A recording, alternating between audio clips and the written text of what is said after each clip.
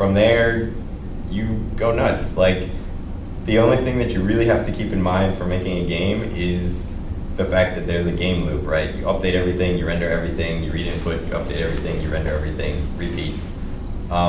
You pretty much can still think about things happening in like discrete time slices, whereas nowadays most of the games are programmed with DT.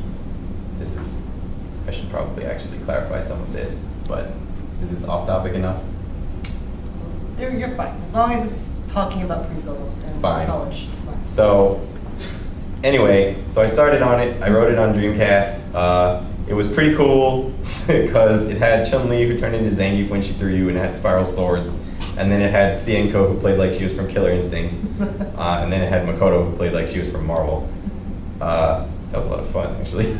You didn't ask Capcom at all for... Nope. That's actually one of the reasons why I was very excited to work with Alex, the artist for Skullgirls, because copyright-free art means that you don't have to not put your game out. But yeah, I mean, people do this all the time. Like, Mugen obviously has everybody in it from everything re-implemented by somebody. So anyway, I worked on this engine for this class, and then I just kind of never stopped. I worked on it in my spare time when I was finishing college up. I worked on it in my spare time after I decided to go to UCLA because the UCL arcade was so awesome, which is the truth. Yes. Well, it was a choice. So I graduated, and there was 3 choices for a master's program: the University of Minnesota again, the University of Rochester, the Rochester Institute of Technology. I guess it was 4: Harvey Mudd and UCLA. They didn't want me to go to the University of Minnesota again because they wanted students to like expand on their horizons. Yeah, that was the word I was looking for. So it was a choice between Rochester Institute of Technology, which is in upstate New York and is very cold and is probably an excellent school, and UCLA, which is warm and had the UCLA arcade, which at that point was the place to be if you wanted to play Third Strike or Marvel. It was also a pretty good school, I guess, but the arcade was, so I went, and the first day I went, I met Thongboy Bebop in the arcade, and nobody knew who he was. And lost more times in Third Strike than I'd lost in my whole life up until that point in a row. And was like, choice made. So I came here, and I mean, the weird part is how many people I talk to in the fighting game community that have done a similar thing. Like, they've made some sort of large life choice based on where there's a scene, or how far away they are from a tournament or whatever. Not that I advocate this, but like, it'll probably happen to you. So don't neglect your hobbies. I mean, obviously it doesn't apply to just the fighting game community. But so anyway, came here. I was still working on the engine.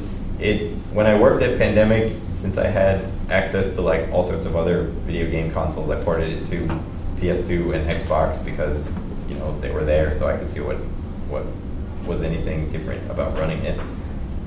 It actually had a Wii port at one point when we had a Revolution dev kit. That was kind of neat. Wave stuff around and your guy like does random things.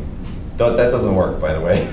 Like, doing fighting games with input devices that have a quarter second, half second of lag is not going to be competitive, I guess. Like, Fruit Ninja's okay, but when you're competing against another person and attempting to react, it ain't going to work. Anyway, so I guess part of it would be how I got the job at Pandemic. I was in college, or in grad school, and they put up flyers all over UCLA about like, hey, come be a tester at our company because we're awesome and we really need testers. So I didn't do it. And then I didn't do it again, and then I didn't do it again, and then my then girlfriend came up to me and said, you need to do this because this is that thing that you've been talking about wanting to do for your whole life, and you never know what'll happen. So I went, and they hired me as a tester on Star Wars Battlefront, and this is the other reason I advocate having a background in either programming or art, because when I was a tester, I would approach everything like, if I had written this, what sort of problems would it have if I wasn't paying any attention? So you try those things, like, since it was a Star Wars game, you have the obligatory Hoth level where you're flying around and you tow cable AT-ATs. So it was, okay, well, if I had written this and I wasn't paying any attention, it would just be one thing, like the AT-AT keeps track of one thing that you attach to it. So I had 2 people tow cable it at the same time, and lo and behold, the game crashed. So they said they fixed that, they came back, I had 3 people do it crashed. They said, would they fix that for any number of people? So I had 8 people do it in multiplayer, and then all of them drop it, and it crashed. So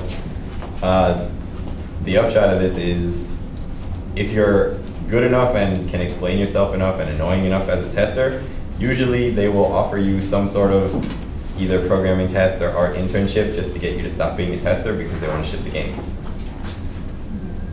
That's for real. Like, they came down and they were like, we're not going to be able to be done if you keep breaking this, so here, we're going to make you a programmer. Want to do tools? So I did tools. Welcome. Hi. Did they hire you just because you just are really good at finding? Yeah, they hired me because when I wrote bugs, I could explain, like, generally it looks like this is happening for this reason, so you might be able to fix it like this, as opposed to bugs that are like, the lights in the hangar are the wrong color from the movie, which is one that we got multiple times from the same guy. So while I was working there, I met Alex through a bunch of people that played Guilty Gear with me, actually just one person, but and I was working on a fighting game engine. He found out, and then he was like, I know this other guy that's doing the other half of a fighting game, basically. So he introduced me to Alex, and I was really excited because it was copyright-free art, which is something that you cannot underestimate if you're a programmer. Or if you're an artist. If you want a programmer to help you with stuff, just draw them things that they can use without having to license them. It's a big deal. So we met, and I asked him if I could use the characters that he already had, because he had like a whole team already that were working on it. So I didn't want to intrude on that. Like, I made very clear, like, I'm not coming in here to stomp on anybody. I just want to use Alex's art because it gives me something to do with my engine. So I took, at that time, standard definition Philia, who, by standards of the game that came out, looks kind of awful. And she was like 4 colors.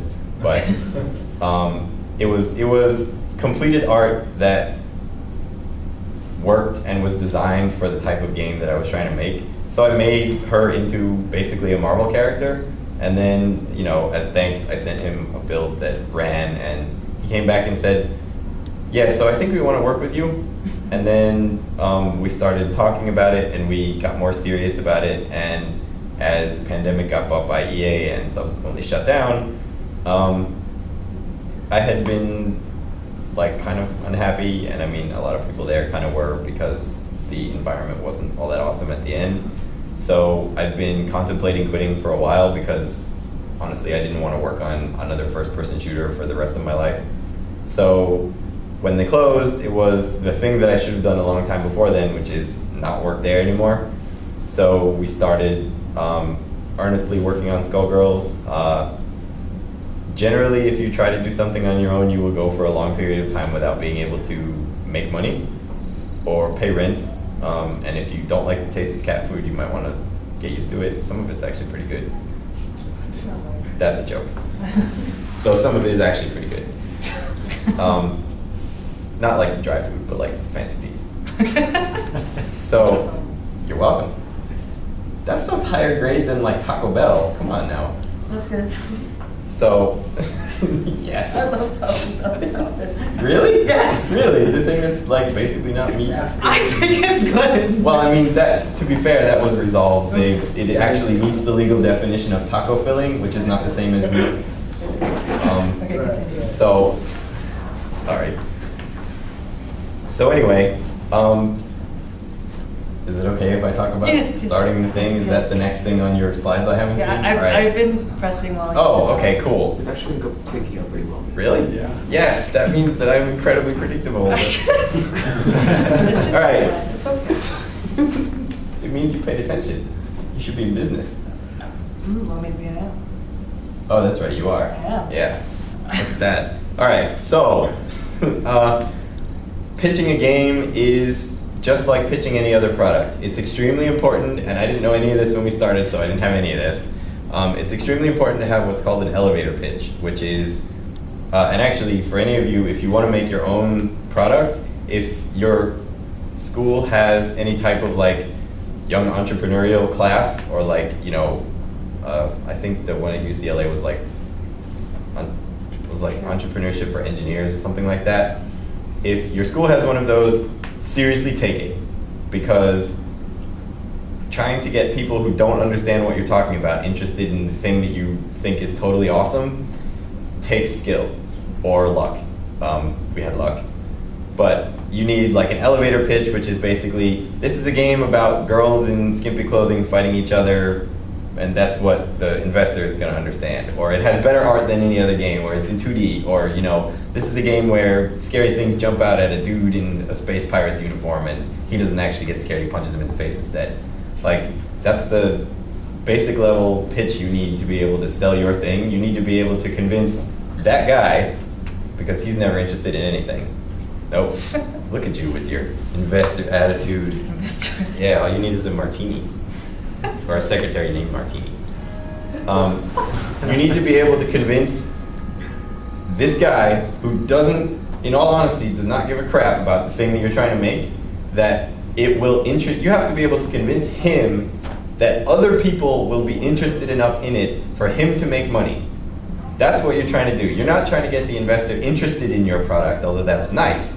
You're trying to show them that even though he may not care, enough people elsewhere who have Dakimakura or whatever are going to care about it that he's going to be able to make back his money. And you have to be able to do that. The reason it's called an elevator pitch is because generally it's like, oh, I'm in the elevator with Miyamoto. I really want to be able to convince him to fund my company before he gets really scared, presses the button, and gets off. So you have to be able to say this in like 15 seconds or less. It's like 6 sentences or something like that, and leave them with enough of an intrigue that they will continue to be interested. I'm terrible at this, by the way. So.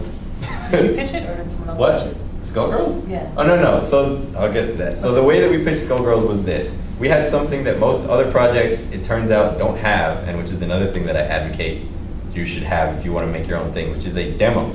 An actual thing that you can hand to somebody else that they can play. It is very different from a CG movie. It's very different from a PowerPoint presentation, because what it shows is, if you like the look of this thing, which I'm assuming is your PowerPoint, Yes, it is. then we can do more of this, and then you can make money off of it. So we had a one-character playable demo, which is like a vertical slice. That's another game industry software development general term, which is like, you can either build all of the systems in your game out to a crappy level, like you have every character, but all they can do is stand there, or you do vertical slice, which is like one character that fully works within the system and one background that does everything that they want, and then if they say go, you make more of them, and everything is at the quality that they think it's going to be at.